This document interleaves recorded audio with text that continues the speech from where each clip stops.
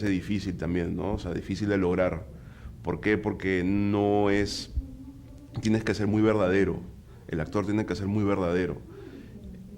Las actuaciones que me gustan, que me llaman mucho la atención, son aquellas en las cuales el actor se entregue totalmente, ¿no?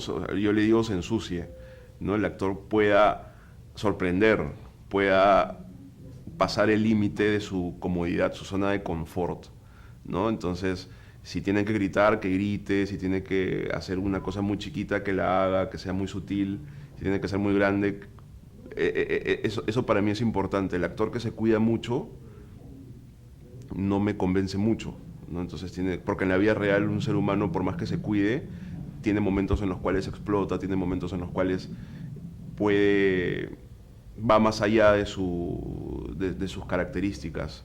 Entonces, la actuación yo creo que implica bastante riesgo, ¿no? Entonces, un actor tiene que arriesgarse mucho, ese es otro punto que me gusta en la actuación, ¿no? Y en los actores que generalmente convoco. ¿Me podrías reconocer técnicas o procedimientos escénicos a los que recurres frecuentemente? Técnicas o procedimientos escénicos a los que recurro frecuentemente. Ya. Trabajo mucho lo físico cuando estamos preparando una obra de teatro, ¿no? Entonces me gusta mucho que los actores se conecten a partir de lo físico, que calienten, hacemos muchos ejercicios para, para poder entender el texto, entender la naturaleza del personaje a partir de la sensación física, no a partir de un análisis cerebral. ¿Por qué?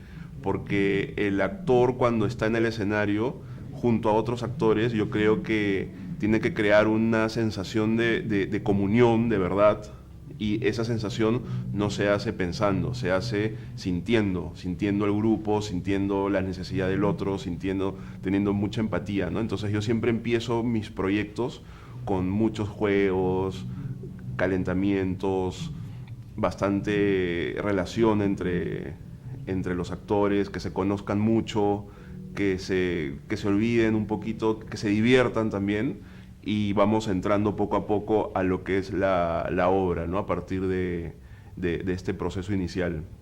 Más o menos, ¿cuánto toma este calentamiento antes del ensayo?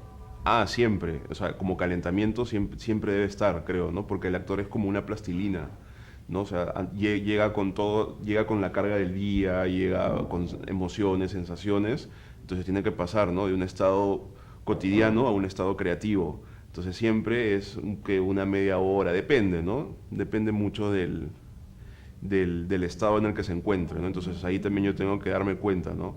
O sea, nunca empiezo un ensayo de frente con la obra, ¿no? Sino hay este proceso de entrada, ¿no? Este proceso de reconexión con cada uno.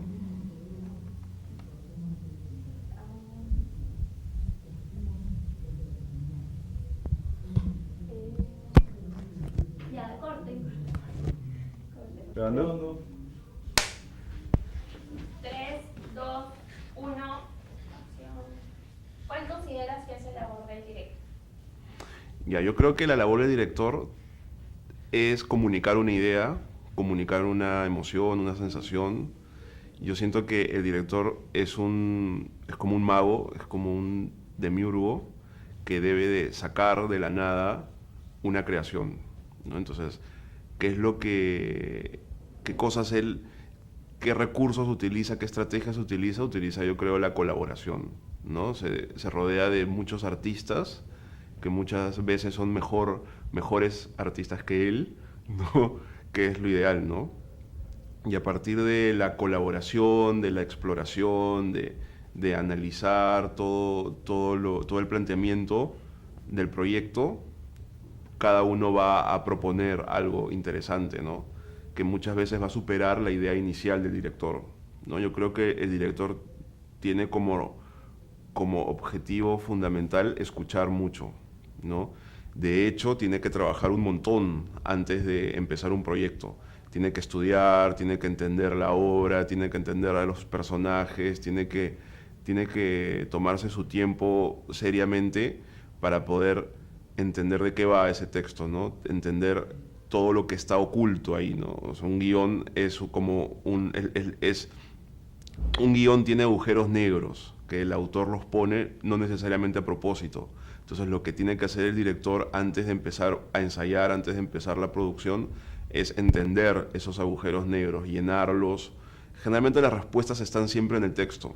Entonces empieza la producción y ya con todo su equipo vamos a completar, vamos a comunicar eso, ¿no? Y entender más significados, a darle forma a todo eso. Entonces yo creo que para que esto suceda bien, el director tiene que escucharlos, tiene que escuchar a los actores, tiene que escuchar al director de luces, tiene que escuchar al sonidista, al creador, a los creadores, ¿no? Porque son seres humanos, ¿no? Entonces yo creo que entre seres humanos no es que el director tiene la idea y va y la impone, ¿no? Dice, ah, esto es lo que yo me he alucinado, entonces eso lo quiero ver.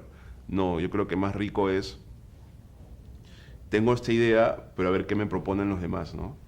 Entonces yo creo que esas son las labores. ¿Qué miedos y deseos sientes hoy como director teatral frente a tu labor? Ya, miedo, en cuanto al miedo, creo que es que a medida que tú haces más esto, te vuelves más adicto. Entonces quieres hacer más, quieres dirigir más, quieres leer más, quieres entender muchas cosas más. Eso está bien, pero también es un miedo porque en el Perú tú no puedes vivir del teatro. O sea, tú tienes que tener diferentes fuentes de ingreso, diferentes labores. Entonces, quieres hacer más cosas, pero a la vez tienes que también trabajar, tienes que hacer tu vida, ¿no? Entonces, ¿cómo integrar eso? Llega un momento en el que ya empiezas a tomar decisiones. Entonces tienes que decir, ya, no puedo hacer tal cantidad de proyectos este año porque tengo otras responsabilidades. Entonces, esos son los miedos, ¿no? Y lo otro era los deseos. Los deseos es, no sé, ser mejor director, ¿no? Ser un buen director, poder llegar a entender más los textos, poder hacer sentir al público cosas más grandes, poder lograr que la gente cuando vaya a ver una obra mía se sienta identificada, salga transformada. Bueno, esos son deseos grandotes, ¿no? ¿Y tu público, cómo recibe tu público estas experiencias, es decir, tus obras? ¿Qué comentarios te llegan? Ya, sí, son positivos, son constructivos también.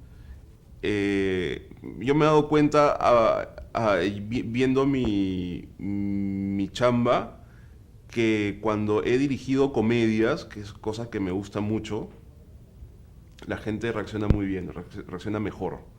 No sé, y eso que yo no soy muy gracioso.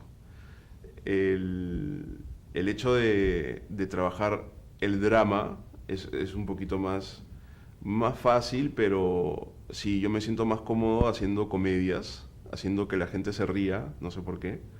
Creo que es un termómetro más directo, ¿no? O sea, ves la reacción del público de una manera más directa. El próximo año dirijo 2 comedias fuertes y ya pues veremos qué pasa, ¿no? ¿Ahora? ¿Corriendo? 3, 2, 1. ¿Qué tan buenas son las condiciones para dirigir en nuestra medio? Han mejorado mucho. Cuando empecé a dirigir había menos posibilidades y eso que te estoy hablando hace 8 años, 7 años. Ahora hay bastantes espacios, hay bastantes oportunidades. Definitivamente lo que falta bastante es organización, gestión. Ahora hay bastantes concursos también de dirección, de proyectos. Cuando te digo que falta un poco más de organización y gestión, me refiero a que, por ejemplo, cuando tú presentas un proyecto, se necesita bastante apoyo por parte de la institución, ¿no? Entonces, generalmente tú tienes que gestionar solo lo que vas a presentar, ¿no? Entonces, no te ayudan en ese sentido. Ahora, en cuestión de recursos, yo creo que falta confiar un poquito más por parte de las empresas, por parte de de los auspiciadores, un poco más en los proyectos, ¿no? Sobre todo en los proyectos jóvenes, nuevos. Yo creo que es cuestión de tiempo eso, ¿no? Porque aquí van a ver que las artes escénicas también pueden, también llaman gente, también tienen público objetivo claro, entonces en ese sentido yo creo que va a mejorar. ¿Crees que hay mucha competencia en esta área? No, en dirección no, todavía.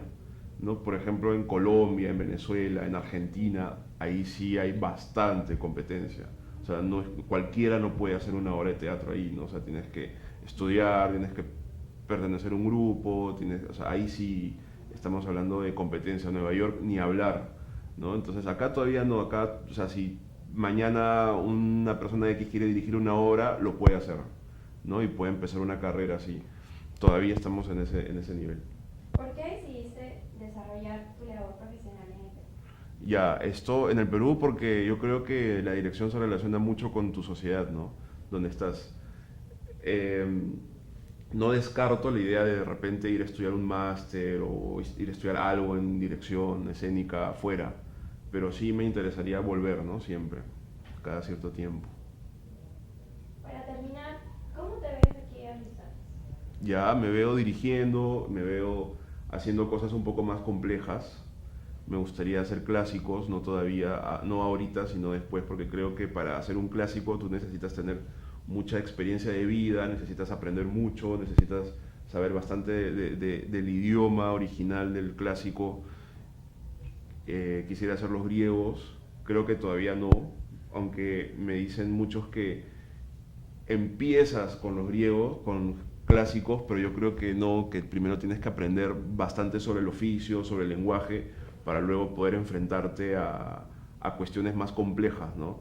Lo que tienen los clásicos es que presentan muchos niveles de significado, entonces es bastante complejo. Muchas gracias. De nada. ¿Qué pasó?